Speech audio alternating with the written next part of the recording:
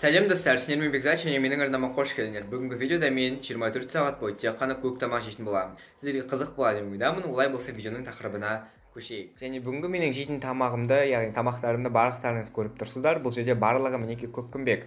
Және барлығы бұл жерде не бар екенін сіздер менің завтрагымды, обедімді, ужинымды жейтін кезде көресіздер. Және бірдеңе жейтін болсам, егер де ол көк болмаса, онда мынандай пищевой краситель алдым. Осымен бояп жібереміз. Қараңыздар.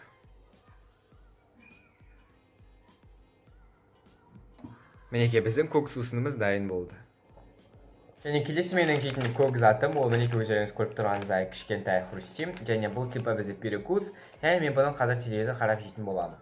Мінекей қазір бізде миссия невыполнима деген кино болып жатыр. Онымен біз мінекей мына көк затымызды жейтін боламыз.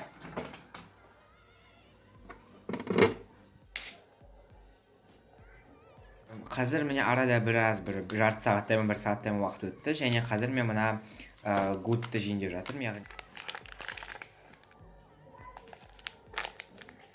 Онша емес.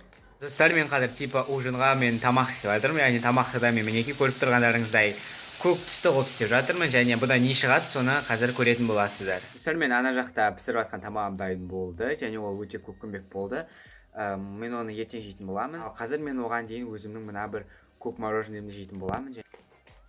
Достар, қазір өздеріңіз көріп тұрғандарыңыздай мен суға түсіп алдым. Ертең үлгермеймін, себебі ертең мен сабаққа дайындаламын және видеомды түсіремін. Сондықтан қазір мен сендерге қазір соңғы не жейтінді көрсетемін. Энергетигімді алайын, чипсы, сырты көк.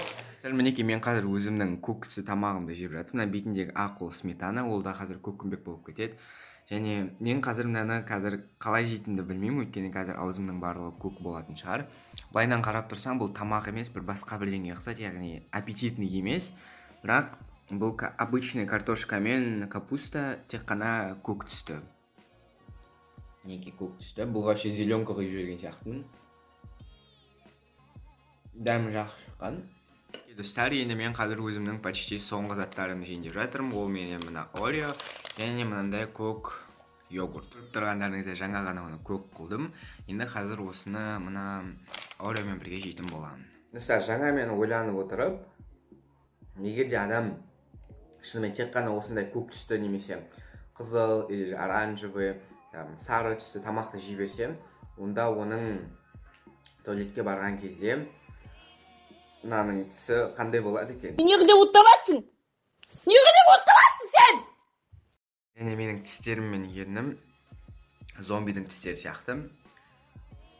Бүйтіп қарасаңыздар.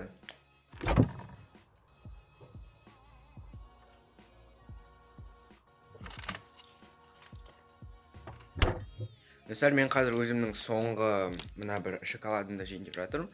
Көк түсті және менің жаңа йогуртым жеп болдым. Аузым барлығы әлі де көккүмбек болып тұр. Бұл видео өте шағын болуы да мүмкін. Және мен негізі бұндай видео түсірейін деп ойлаған жоқпын. Тек қана көп адамдар маған комментарияға көк түсті, қызыл түсті деді. Сосын мен көк түсті таңдайын деп шештім. Өйткені көк түсті заттар өте көп болғандықтан. Және мен бүгінгі футболкам да көк түсті. Короче, мен енді алда, яғни келесі видеоны мен пятница, суббота, воскресенье салатын боламын.